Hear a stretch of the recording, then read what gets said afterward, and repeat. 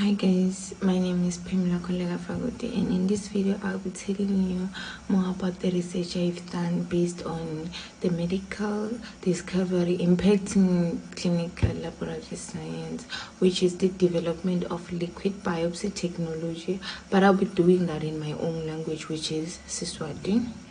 Sanibonani, njengoba bese ngishilo ukuthi ngidonjela kabanti nge-liquid biopsy technology.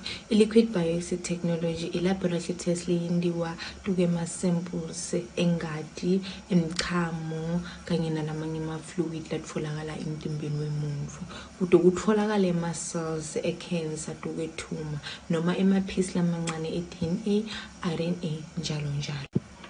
I-liquid biopsy ivumela kuphindzaphindana kwema-samples ukuthi athathwe ngekuhamba kwesikhathi.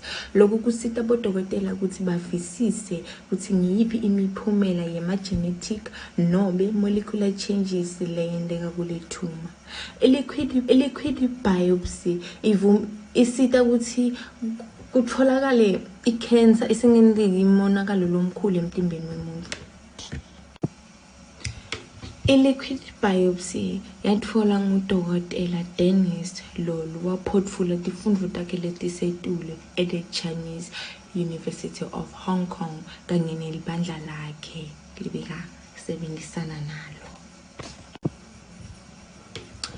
Kulapheka kwe-cancer sekwaphuquka kakhulu ngenxa yale liquid biopsy lengasho ukuthi iyasita kakhulu tuke bantfu labanesifo se-cancer.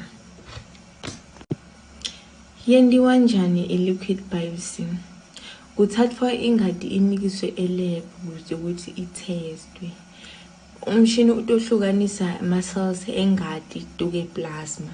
Bese dokotela loqeqeshiwe ukuthi abuke lama samples. Utawubese usuyabuka aphindze abuke ne-CTTs nobe ctDNA kule plasma. Lokhu futhi sikwati nge-liquid biopsy ukuthi ayihlali njalo iniketa imiphumela lekungiyo mbamba. Nalokunye futhi lekumele ke sikwati ukuthi i-liquid biopsy idzinga standard biopsy kude ukuthi i-confirme i-cancer.